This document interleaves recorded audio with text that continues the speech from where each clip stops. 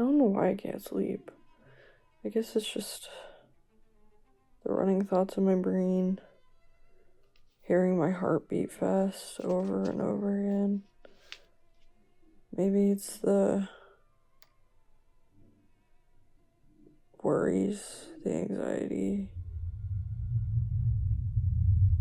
It just gets heightened when I'm about to fall asleep, like something is trying to prevent me from doing so.